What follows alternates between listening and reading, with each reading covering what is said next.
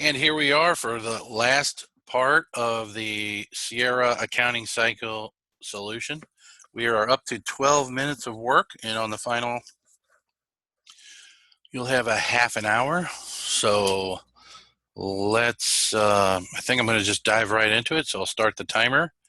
There we go, bam. And we're back here where we just, in the last part, what we added was our income tax expense adjusting journal entry with the offsetting income tax payable.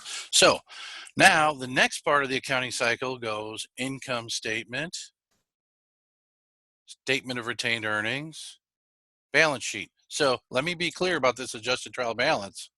Everything is adjusted except retained earnings. Retained earnings still has the old balance because we haven't closed dividends, revenues, and expenses to it yet. That's what the statement of retained earnings is about. So the adjusted trial balance is a little bit misleading. Not everything is adjusted, everything except retained earnings. So that's why we have to follow the process: income statement, retained earnings, balance sheet. So income tax expense, we have to add that to the income statement. Bam, we're there. Okay, now we just have to get this last total equals income before taxes minus income tax expense, and I get net income of $43.40. Over here, we have net income. That's going to be an addition. So we have to update our retained earnings balance beginning.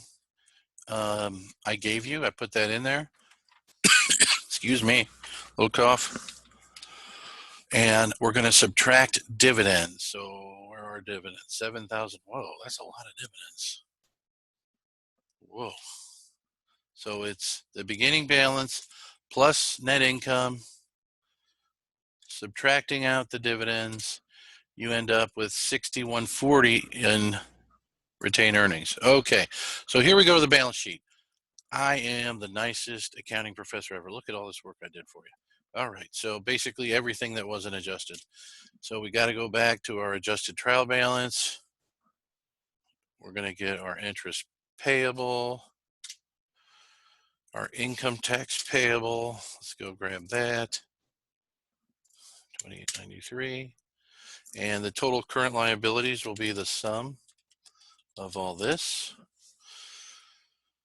Total liabilities equals the current liabilities plus our one long-term liability, which is the note payable, and I get 108,560 for total.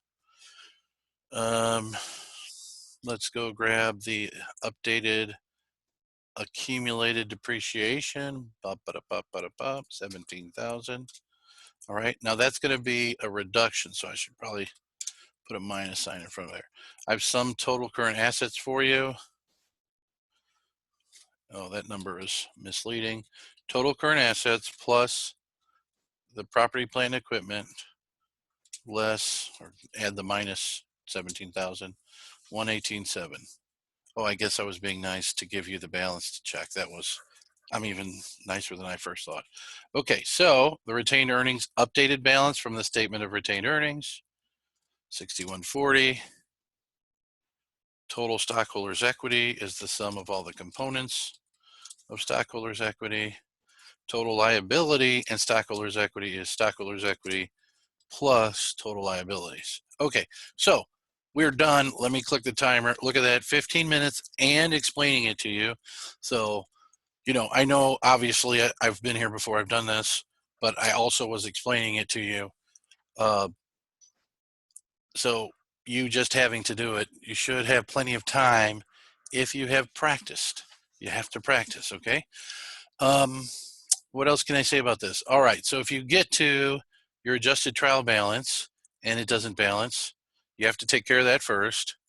So that's almost always going to be, let me reduce this a little bit. It's almost always going to be, oh, I put 2890.83 here, but I forgot to put it there. Okay. So let me Control Z that. Or I did all my adjustments, but then I forgot to add this one. Okay. All right. Or let's say That's not a good one. Depreciation expense. If I had another interest payable here, and I forgot to add it in over there, but basically you're just going to have forgotten to put something in one of these cells, or I went, instead of 2893, I went 2983 because I didn't do the equal thing like Sierra said. Now, if I put 2983 here accidentally and 2983 there accidentally, look at that, they balance, but they're wrong, right? So let me go back to the journal entry. Great way to prevent errors. This is why we have software. Prevent those, what they call fat finger errors, when you hit the wrong key. All right. So once you're comfortable with this, then you can create your income statement. Then you take the net income, or it could be net loss. Over here, get your dividends, update your retained earnings.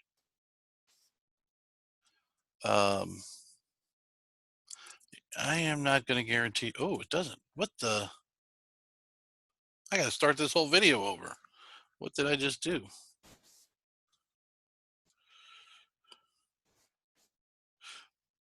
Oh, there's my not using my equal sign. Okay, that's a perfect example. Let me do this because I was surprised that, and I knew right away something was wrong. And this is what I'm telling you. If your balance sheet doesn't balance, first of all, don't totally freak out. Do put a comment right in a cell. My balance doesn't balance, so I know that you know that it's supposed to balance. All right. But the first thing, if you got everything done and you got to here and it doesn't balance, you go, it's wrong, and write balance should balance but doesn't. Okay, so I know that at least you knew that. So once you get here, the place to start is all the way back to the adjusted trial balance. Okay, so there's my error. And what you need to do is literally, you can't see me pointing at this, but well, I'll use this thing, but I'm using my finger. Literally use your finger. 17,000, 17,000, 3667, 3667, 2893, 2893. So if you have these okay, then you have to go over here and go across. Okay, did I add everything properly? Okay, and this highlight is really going to save you from some errors. Sometimes you put it as a debit when it should have been, like if I didn't have the highlight and you accidentally went like this, and you didn't have this there, then yeah, there's a big error. Anyway, so if there's an error on the balance sheet, that's what you have to go back and do. All right. Income statement, double check your formulas. Did I accidentally add the expense? So I had, I had this plus this. Okay. Now, if you want to use a minus sign here, that's a little bit of a hassle because there's several components, but you could use a minus sign to get a negative number there and add it. In the real world, the income statements generally don't have negative numbers. They just have numbers, and you're supposed to know whether to subtract them. Okay, so you'd have to follow through there. Retained earnings. What the? Oh, I didn't correct my error. Equals this plus that. Oh, equals this minus that. Oh, okay. 6140, and everything's back in alignment. 118,700, 118,700. Dogs and cats sleeping together, world peace, stars in alignment. We can get a restful night's sleep. Okay, so that's it. That's how you do this problem. It's going to be like this on the final. The numbers could be totally different. I could have partial year depreciation. I might ask, instead of just the depreciation, I could ask for the bad debt expense one. I could do the salary expense one.